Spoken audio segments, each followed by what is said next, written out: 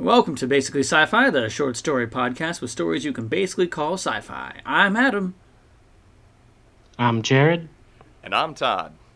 And today I had a writing question for you boys. I was wondering, when you make a story, do you know the ending of it, like, when you start writing? Like, when you sit down to do the thing, right, do you're like, oh, this is the beginning and this is the end? Or do you just kind of, like, make it up as you go along? Yeah, I don't even know the beginning of it when I start writing my stories. Yeah. I think we've brought this up before, but Did we? Yeah. But I've got a whole outline. I know every single thing that's going to happen in my story, and usually writing the outline is the longest part of my writing process. I don't mean like a specific story. I mean like the whole fucking thing, man. Like last night, I was finishing up some notes, and I just fucking wrote I didn't write it. I typed it, but also that's not what I mean. I guess I outlined the end of the story. Like when I say story, I mean like since I write all my shit in one big document, like I'm intending this to overall narrative. Yeah. Like that the story is like the whole thing, man. Well, okay. Well, in that case, I do kind of know where my story is ultimately going, but like week to week, I don't know the details of it. whereas I have absolutely no idea. But that sounds really, really pertinent. That's not how you use the word. Impertinent. Incontinent. Because you know what? I mean, give Naruto shit for being a bad anime, but that's why Boruto is even worse. I'm 89 episodes into this show, and I'm like, why the fuck am I watching it? Oh yeah, I mean, in the beginning of Naruto, he's like, I'm gonna be Hokage, and then he becomes the Hokage. Like that's a simple enough goal. That's a point. I'm gonna do something. I want to do something. This whole anime that I'm watching is just like, hey, let's catch up with all of our friends and see what their kids are doing, and their kids are just kind of, I mean, they got nothing. Kind of average. Nothing going on. Yeah. Oh, that anime. Yeah, that anime. Jared knows. He's a consumer and connoisseur of anime. Yeah, I watched Ghost Stories. Yeah. And see, Ghost Stories had a That's clear probably narrative. the only anime that I've watched all of. Just because it got so fucking weird. Jared, to put into context a thing that like Todd and I have constantly been complaining about this show is that it's got a whole bunch of lost potential. Right. So no, not just bitching about anime, having to do with writing. So I mean, it's a serious problem if you don't know where you're going. I believe that.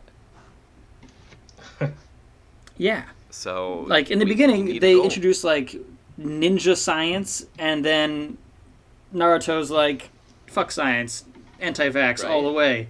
And then, True story. Look it up, kids. True story. And I expected from Todd's description, I'm not going to watch the show, but I expected like, oh, Boruto's going to use science and whip his dad's ass, and it's going to be great. No. Boruto's like, I'm not going to use any science.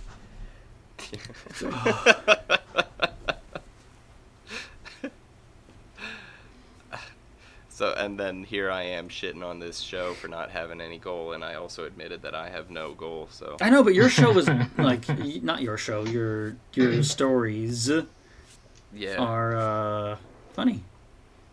Well, yeah, I know, but if Boruto whipped his dick out, I'd probably laugh at it. And spun it in a circle? Yeah, good enough for me.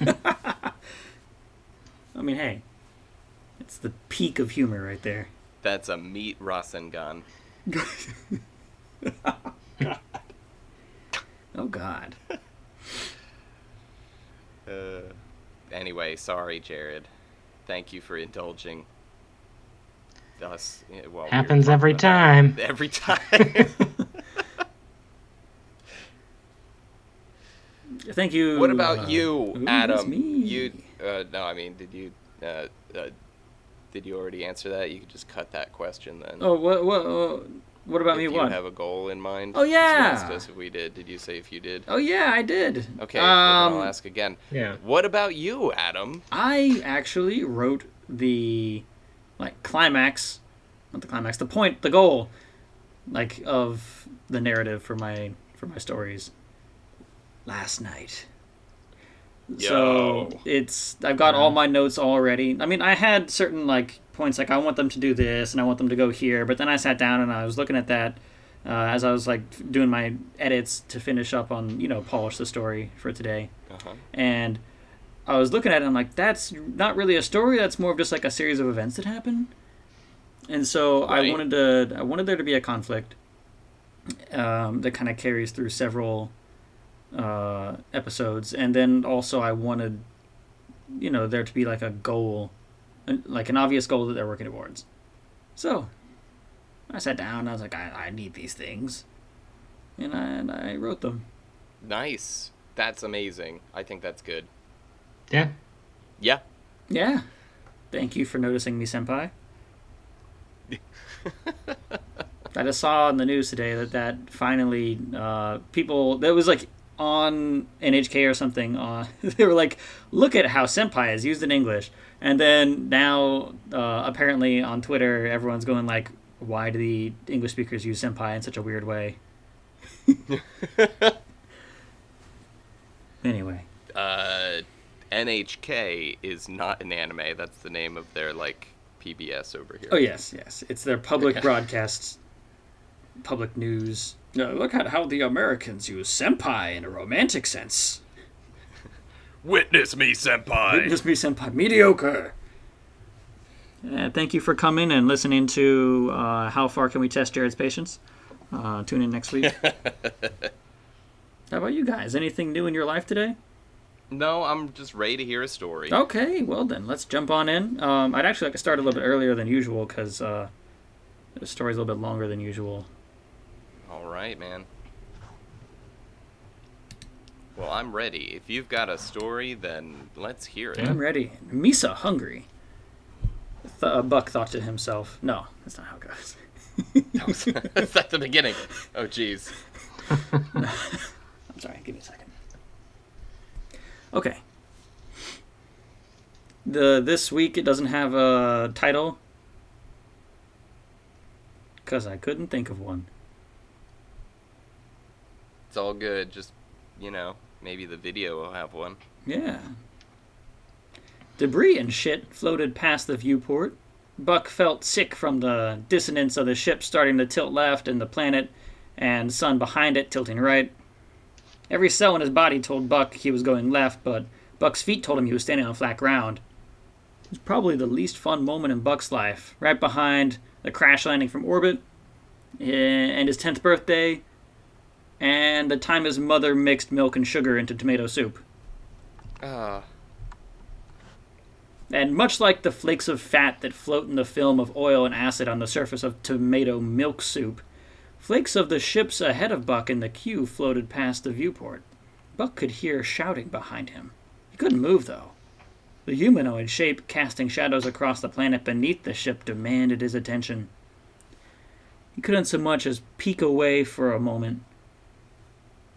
The great beast drew closer and closer to the planet as the ship started to turn spaceward. Beast seemed to fit right into Buck's mind, somehow. Where did that word come from? This thing raised a great fist, and it slammed with the intent of eons into the network of steel that encased the planet. The orbital colony that surrounded the planet shattered in moments, a millennia of progress brought down by the great beast. Whoa. Blaring sirens broke Buck out of his funk as the ship swerved hard spaceward, and he felt a pair of powerful hands throw him into a chair. The acceleration pulled him into the back of his seat beneath the viewport. The ship's navel, or not as fast as light, drive, kicked in. Well, I know. There's, everyone's like, fast as light, FTL. I'm like, I'm fine with not quite as fast as light, but pretty fast. I like it. Buck felt his blood start to collect in his feet, and he tried to remember what he was doing. Something about, no. He tried to remember what to do. Something about breathe hard. A pilot training that he wanted to have taken, recommended breathing in as much as his lungs would take and exhaling as hard as he possibly could. It's something that fighter pilots do so they don't black out when they do fucking fancy shit. He wanted to find something in the viewport to focus his attention on. He felt a tug at the back of his mind back towards the beast. He tried to shrug it off. That was it. It would be the beast, for lack of a better word to Buck. What else could obliterate the lives of millions living in orbital rings around a planet? No rational thinking mind could. No feeling, thinking mind could murder like that. Whoa.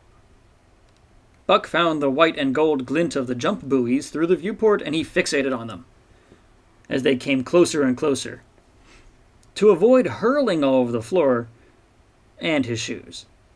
Obviously, he'd miss his own jeans, no doubt. Next came the sweet, blinding vacancy of the warp. Buck's mind roiled in the momentary dissonance, and then everything came back all at once, and he jumped out of his chair and right into the viewport plexiglass. He smacked his nose into it and fell down. Not his best moment, but not his worst either, so no worries all around. Buck stood up like nothing happened. A bit of blood ran down his chin. What lay before Buck was a smattering of gas giants circling a set of rapidly rotating binary stars. The gas planets split their system up into rings, like rings on a tree. Belts of asteroids punctuated by gas planets. The ships, not as fast as light drive, shut off, and they set to drifting. Hey, can I ask a question real quick Yes. that you can cut from the final show? Sure. Was there a time skip that we're supposed to know about? Because I don't remember what happened last time. Oh, gentlemen and children, and women. Last time. Yeah. Well, let me look at my notes. Because I thought he was having a nightmare, like, with all this beast stuff. And No. But the story keeps going, and it's not, like, cutting back to our time now. Calling it the I thought beast. there was going to be a time skip. There's no time skip. So, if you remember last time, they were in line to, Buck's group was in line to turn in his paperwork, right? Well, to turn in your paperwork, you have to, dock and unload and, go to the correct office and all that stuff. So, they went to the Galactic Capital, which is a planet with orbital rings set up in like a network. Dude, I'm not remembering any of this at all. Oh, shit. Well, You I do. Okay. Do. Maybe I time skipped. you might have time skipped. So basically, Maybe. I remember Best Boy? No? I remember you said the word best Yeah. boy. There we go. So, basically, the big T-posing JoJo character created gravity waves as it displaced space around it, suddenly appearing in the star system so where the that was galactic something planet that was. happened in like the last couple seconds of your story. The last and then- couple seconds of the last story. And so, Okay. yeah, there was a bunch of chaos. Ships smacked into each other because of the gravity waves. And then the great big T-posing thing came and smacked the planet with his big old fist, his big old meat fist. And Okay, I think I forgot the ending, but and now they're running away. okay. Sorry. No worries. You know what? I think we talked about starting our things off with a little recap. I meant to, but I forgot. Well, I mean, yeah, as long as I could pretend to know what was going on. And when I say, like, Sorry. for example, what lay before Buck, I mean, it's he's looking through the viewport of the ship out into space. Yeah, I mean, I get that now. I like, from the very beginning, I was like, oh, this is an exciting thing. But I thought this was like a nightmare or a flash forward, and then we were going to cut back to the day before when everything was still okay. Oh, no? Because I forgot the ending of your last story. Now we have to live in a time where everything is not okay, because as much is in the story and as in real life, everything is not okay. Okay. All right, well, all right. Sorry for interrupting you. Thank you for reminding me. No worries.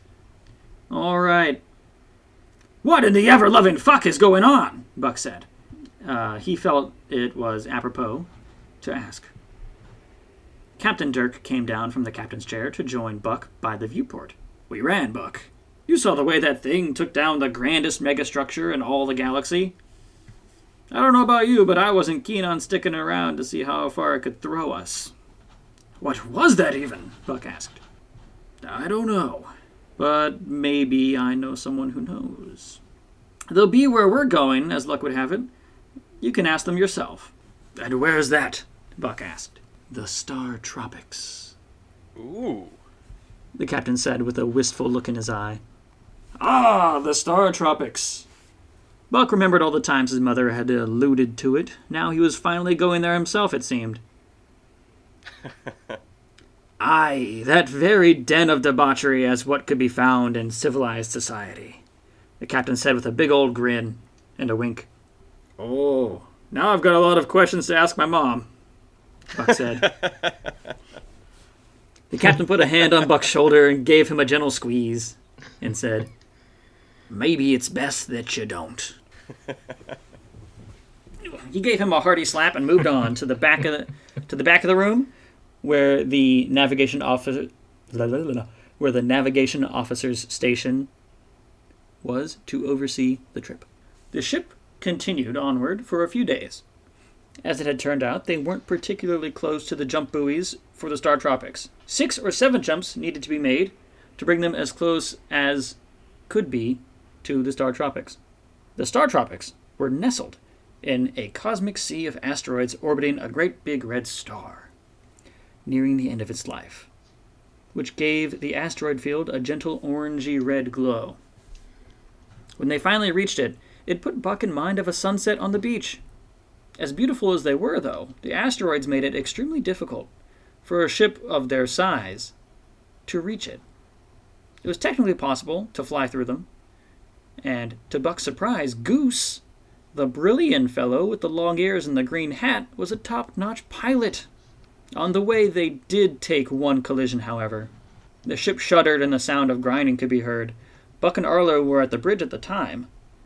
Great space Jesus! Buck shouted. We're all gonna die! Arlo screamed as he grabbed Buck's leg. Don't be silly, Captain Dirk said. A collision of that size did nothing but scuff the hull. We can get it repaired at the Star Tropics in no time. They have shipyards there? Buck asked, surprised. And they have a permit? The captain just laughed. Being in the middle of an asteroid field makes ship repair one of their biggest money makers, the captain said. Not bad business, to be honest. It's free to dock there, but everyone ends up paying the asteroid tax eventually. The Star Tropics was impressive to most upon first viewing, and impressive to some on subsequent viewings. A bunch of large asteroids had been pulled together and connected. Tubes and tunnels ran between them to connect the asteroids. The asteroids had been hollowed out to build living space. Great panes of space glass on the exterior provided ample vistas. Ships docked in the space in the center where no asteroid sat, but instead seemed a point of empty space around which the other asteroids orbited. Dirk's ship also docked there. The repair crews of the station got right to work and immediately found a problem, as repair crews always do, and hiked the price up. Dockside, there was a great cavern that had been converted to an open airlock, which is to say, not exactly an open airlock, but an airlock which an energy field separates space from the pressurized interior of the space station. It was at least 60 stories tall, with a great ceiling-mounted crane carrying repair goods to and fro. Buck, Arlo, Jodeci? Jodeci? Jodeki. I was going to say, we've decided on a pronunciation. Jodeki, Dirk, Ripper, and Goose, already having departed the ship and in the process of filling out some paperwork, well, actually mostly watching Dirk fill out the paperwork, were approached by a pink human in a yellow jumpsuit with a clipboard. Mr. Dirk, we see something... No, fuck. I don't know how to speak. Mr. Dirk, we've got something you'll want to see, he said. And the man took them over to a mangled yellow a mangled yellow mail carrier ship. A great commotion was being made as workers went to work cutting a hole in the side of it. We found this embedded in the aft of your ship. We were going to smelt it, but our sensors found signs of life. It seems the landing door got buckled and is jammed shut. We have to cut a hole in it. Mac, Freddy, and Kronk sat in the dark. Yesterday, the lights went out. The day before, the food had gone. At least there was some air left. The three sat in the silence that could only follow strong words. Words had been said, but now the sound of cutting could be heard. Light suddenly filled the dark spaceship and hands pulled Mac into the light. Before him was a scene not even his mother would believe. He was in a huge cavern surrounded by machinery and aliens. There was an old human in a pink bathrobe with a cane and slippers, but he was surrounded by monstrosities. There was a small green frog-like creature wearing a blue jumpsuit and carrying a stone spear. Next to him, a great hairy thing measuring 3 meters tall. It was humanoid with pink skin showing on its exposed hands and face, and brown fur covering the rest. It had great big feet, which Mac marveled at, and a chin that could kill. There was also a man-shaped thing in a black latex suit with spikes and a ball gag, and some horrible snouted thing with long black ears and a tasteful green hat. "Oh my lord, Freddy! Freddy! Freddy, help!" Mac shouted. "Don't panic, Mac," Freddy said as the rescue team helped him and Kronk out of the ship. "That's archaic English. I minored in that in university," Buck said, pointing at the Earthman, which is Mac. "Yeah? What'd you major in?" Goose asked. Goose lived by the motto, "Do it now." So he did everything now. Whenever now came along, the philosophy being, now is as good a time as any to do a thing. "I majored in meteorology," Buck said triumphantly. "What, like the space rocks?" Goose asked. "No, it's funny that you say that, actually," Buck said, holding up a hairy finger. "But the etymology of that word refers to atmospheric conditions of terrestrial planets." "Entomology, study of insects." "No," Buck and Freddy said as one. They looked at each other. "As I was saying, Captain Dirk," Buck continued, "this Earthman is speaking ancient common, or as some know it, archaic English." "Well, Earthman, what were you doing glued to the ass of my ship?" Dirk asked. Buck repeated this in archaic English. Part of Mac was instantly inflamed by the demeaning nature of the word Earthman and how it sounded coming out of this hairy monster's mouth. But another, possibly larger, part of Mac's brain was glacially patient. The moment washed over him and past him. He thought of iguanas. Like an iguana in the shore break, he thought, holding onto a rock. He found center and spoke up. "I don't know. One minute, Freddy said we were in line to dock at the galactic capital, and next thing we knew, something hit our ship," Mac said in his English. Buck repeated this back in common to the captain, who gave Buck a funny look. "We were trying to get Mac an ID card," Freddy explained. "Sounds fun," the captain said. "Well, do you know where you are now?" We aren't still near the galactic seat, are we?" Freddy said as he turned into a pirate. I guess he's a pirate now. I don't know what Freddy's voice was before, but that's what it is now. "Fortunately, no. You're in the star tropics, where dreams come true. I'm sure we can help Mr. Mac find an ID card." Buck repeated, no, I'm going to start off with a, "Fortunately, no. You're in the star tropics, where dreams come true. I'm sure we can help Mr. Mac find an ID card," the captain said. Buck repeated this in archaic English back to Mac, and then Buck repeated Mac's thanks back to the captain. "Buck, I know what he said. You don't have to keep doing that," the captain said. "You studied English too?" Buck said in surprise. What a useful thing to study in college. "No, who has time for that? I have a translator implant," the captain said, tapping his head. "Everyone does."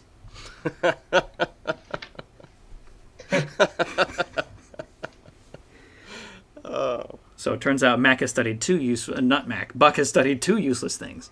Anyway, Yep. well, I don't, Buck said. I studied English and Common and a half other dozen languages, right and proper. Wait, Buck. Oh, I'm sorry. Hang on. I forgot who was speaking. Wait, Buck, you go without a translator implant? Goose asked. Ripper grunted in surprise through the ball gag.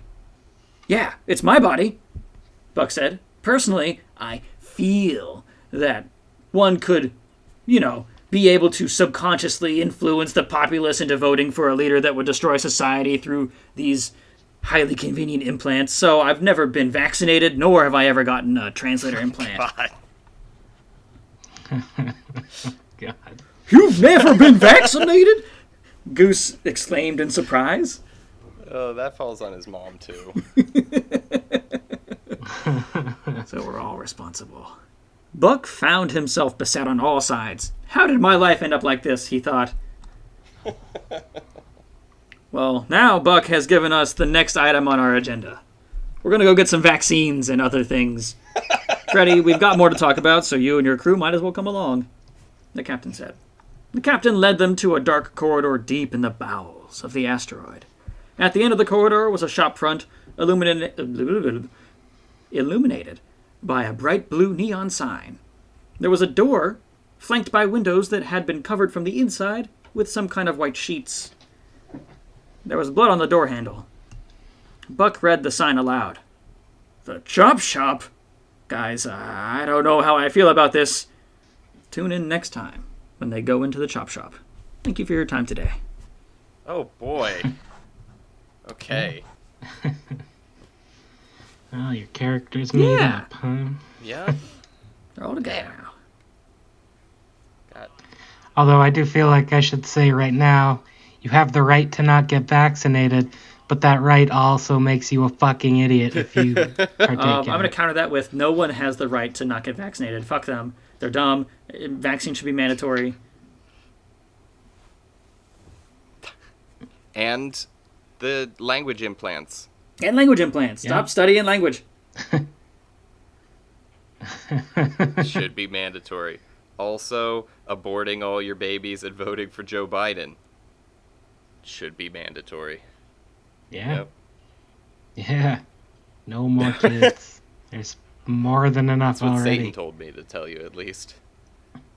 Did you know that the polio vaccine was mandatory? Did you know that shit? Yes. Yes. Yep. My mom has scar on her And arm from it. now the so world does has my no dad. polio because everyone got the vaccine and now it's gone. Yeah. Why can't we just be Yep. sensible about this? Anyway, sorry. That- Good job, science. Better job, science fiction, where things can actually work out. Yes. Yeah. Yes. Yep. So what do you think of the story? Not just the vaccines. It's good. Yeah. The twist on him translating for them was good. Like he didn't actually need to be doing it. Thank you. I thought That that was a part was very funny funnier. joke. I thought I I was gonna yeah. go on longer with that, but then I decided to cut it. Like I was like, oh, that's enough. They get it. They get the idea. Yeah. I agree that it went on long enough, Yeah. Yeah. but it was funny while it was there, and I definitely liked the whole bunch of world building in this one. You know, explaining the beast that attacked in the previous episode, explaining how the star tropics, Which Todd definitely remembered. explaining how the star tropics got its name as the star tropics, right? Yeah. That was very cool. Liked that. Yeah, I like the asteroid tax idea that was too. That was solid. Funny joke. Yep. And yeah, getting visuals, at least maybe again, but visuals of what the whole kind of marauder crew looks like, all together in the same room. I'm realizing now I didn't that remember I've the big hairy pink-faced guy. I'm realizing now that I've never described Buck besides having a Yeah. big old chin. But that was Right. Buck. That was Buck. Yes. So he's incredibly hairy, or I figured that was just Freddy's like thought process. No. It was Mac's thought process because Mac never seen aliens before. Okay. Yeah. Yeah, no. Buck is Sasquatch. Okay, so Buck is a human, but humans now look like Sasquatches. Well, and ancient humans speak ancient English. I don't think I've ever said Buck was a human. No? I have to go back and read through it, Okay. but I'm pretty sure I never described him as a human. I had, up until this episode, assumed Yeah, he definitely. was. And that's racist. No. I guess so. I assumed his Well, species. mostly it was that name, Buck. Who's gonna name their kid Buck but a Yeah. human?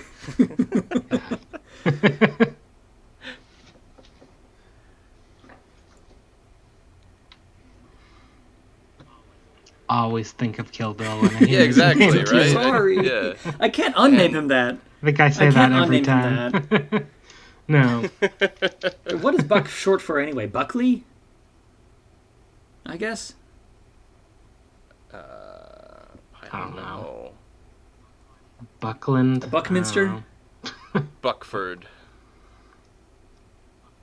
Buckman Buckwheat. in the Sea? People always ask me that too. Like, what's Todd short for? If they seem gullible enough, I lie to Toddathy. them and say Toddrick.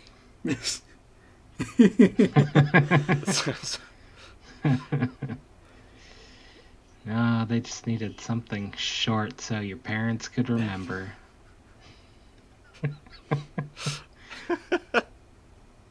My parents. That was why. Yep. Yep. Yeah. Yep. Yes. Not just because they listened to the George Carlin bit about bad boys' names and then picked 2 of them for their kids. Why is Todd... How is Todd a bad boy's name?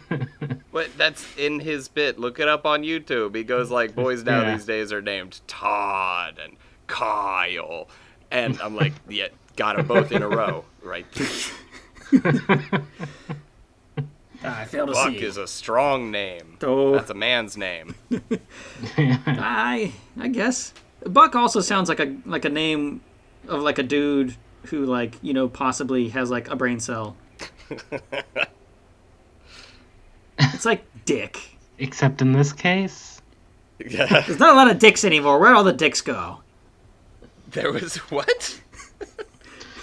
they mostly go by Richard Not Cheney. because Dick Not is a Cheney. horrible name. That's He goes No. by Dick. Well, that is intentional. At this point, if you still go by Dick or you named your kid Dick, you know what you're doing. But there haven't been that many dicks named after, I think, the 1970s. There was a thing about it, like, the phrase dick meaning penis goes back, like, to the 1800s. Oh, yeah. But, like, it being, yeah. I don't know, it became a lot more shameful and vulgar more recently. Or, like yeah, dick is a penis, but, like, also, that's, like, a guy's name. But then, like, Yeah. there was a tipping point where, like, now it's mostly just the Dick, and you can't name your kid Dick no more. There's Dick Cheney, and there's Dick Nixon. Dick Nixon, Tricky Dick. Yeah. Can't believe he ran on that Tricky Dick. I'm sure. Yeah. You can't lick this dick. That was part of his marketing, I guess. It's marketing. Yeah. There's another one, but anyway. Yeah, there's Dick a Trickle, Space that's Jesus. it. Dick Trickle was a fucking football player, if I remember right. In your story, there was a space Jesus, Yeah. and that made me remember. Think That about made me dicks. remember that Earth, like the Earth that we know as the listeners, is a part of this universe. So Yes, and I am on Earth reading the story as the story is happening in space. That's how I like to Right. think about it. although ancient English, for a second there, I thought that they had jumped into an isekai, Oh, and they were like They were warping through space and somehow got their black holes mixed up, and then ended up in another world. An ancient English, because common. Yeah, I imagine that like basically common, the language that the aliens speak, is like an evolution of the lingua franca, English, and Earth somehow got left behind in the progress. So like Earthlings, I imagine my story could have, if they weren't so violent and like self-centered, they could have gotten into space. Because as we all know, all Earthlings. That's right. Speak All Earthlings English. speak English, Yep. and if you don't, It's true. get a translator implant. Well, You guys would be out of a job if that happened. so Earthlings, English-speaking Earthlings, went into space, but then after that decided, like, you know what? Actually, no, we're going to be isolationists now. No. But the English had already gotten out. English has always been here. It'll never go away. Oh. Yeah. For hundreds of thousands of years, we've had English. Got left by the aliens that put Yes. humans here. Ooh. Oh. Yeah. That is a... He's going for that ancient aliens theory. Damn it, he probably is. I am. Probably let him get away with that. I am. I let him get away with that. You've been letting me get away with it. I've made this reference several times. Jodeci speaks English, but he's hundreds of years old. I knew that he studied it and it was an ancient language of his people, but I didn't know it was ancient English. They landed and built the pyramids, thus creating humans, and then they just bucked off with all our money What? and valuable resources. So we had to make our own money out of metal. And we killed each other for it. And then the rest of the space people were like, that seems like really illogical. Let's avoid that. And that's why we're alone. Exactly. Man, I really gotta study up on my That's why. ancient history. You don't have to. You just listen to my story and get the brain blast directly into your head. I do highly recommend the show Ancient Aliens because it is batshit insane Yes, and it is. hilarious. I watched the first 7 seasons of it. Oh, jeez. It is. Every episode is. Only every episode 7. is like. God, how many seasons did they end up making? I have no of idea. that I mean, at a show? certain point, they're like, Cleopatra, No. alien. And you're like, now wait a minute. This is a bit much. It is a roller coaster. Richard Nixon, Lizard Man. When they started going into the whole Agartha thing, I was like, okay, now they're just throwing all these things together now. Agartha has nothing to do with aliens. Nope. Nope. None of it has anything to do with aliens. They're just seeing what they want to see in a bunch of ancient texts that they can't understand. You can't understand it because it's written in alien language. Yeah. Exactly. Anyway, thanks for listening to my story this week, everybody.